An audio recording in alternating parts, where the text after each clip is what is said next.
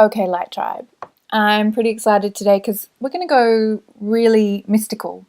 This came up in a session just a few days ago with an amazing client, and she's going on an incredible journey, which, as always, even though the external reality is one thing, the internal journey is what is really going to inform her capacity to create what she desires in this situation.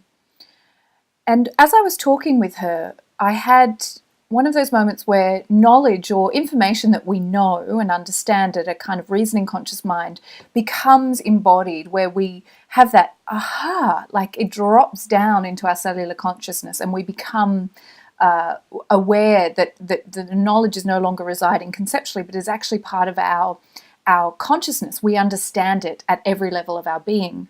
And what I understood for the first time at that level of cellular consciousness, or at the level of my being, was this: that we are, as quantum physics tells us, absolute possibility in every moment. We are, in fact, according to the theory of Planck time, moving in and out of form and formlessness every, second, or some infinitesimal amount of time.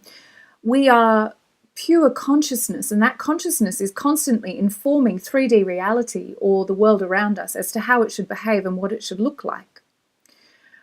As well as being able to construct our reality in this way, when we learn how, we also begin to understand that we are part of a unified field of which we are both made and which we inform, and that everything that ever was and ever will be exists now. Everything that is and ever will be exists now. And we are simply making choices about what we bring into being and when we bring it into being. This is what miracle-mindedness is. And this is pretty huge stuff, but I want to break it down to one little fragment at this moment in time that might be able to serve you in the way that it served me those few days ago, when I had that moment of, wow, I get this. I really feel this in my body.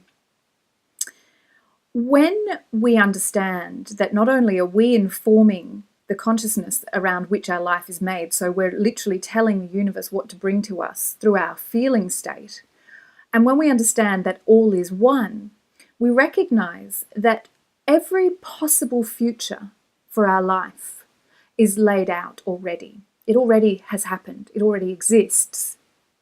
What determines which future we walk down, and in other words, what level of happiness or joy we experience, or success, whatever terms you use to measure your perfect life, is simply determined by the choice that we're making in every moment. In other words, which of those future paths, those future possibilities, are we lining up with? And the way we line up with the path that we want, so if we're sitting here in the now saying, I want a happy, peaceful life in which everyone that I know is happy and peaceful, and that my actions are causing that happiness, then I need to bring my vibration, that which is informing the field, because it's our vibrational frequency that's informing the field, into alignment with that future outcome. We can't sit in a low vibrational frequency. We can't sit in victimhood. We can't sit in fear and doubt and loathing and say, I want a really bright, shiny future. It is simply against the laws of the universe. In order to bring that possible future that is already written, that's already existed, all possible futures have already happened, we simply need to change our vibrational frequency. That is it. It's our vibration, the level that our matter is vibrating at, that is informing that unified field, so that when we move in and out of form, into formlessness, Planck time, when we come back into form, we are holding the vibration of what we want to bring into being.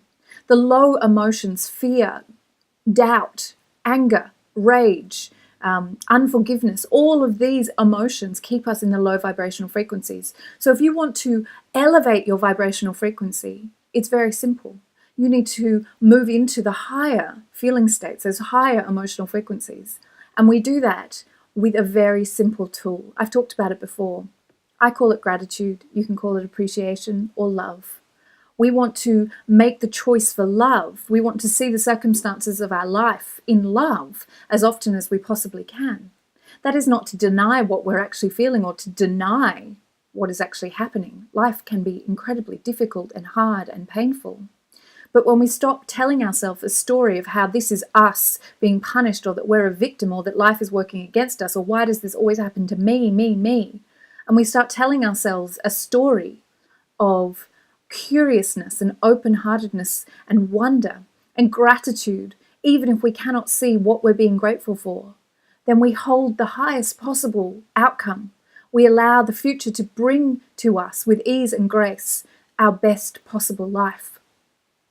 There's a lot in there, and I hope there's something that is dropping into your cellular consciousness in the way that it did for me.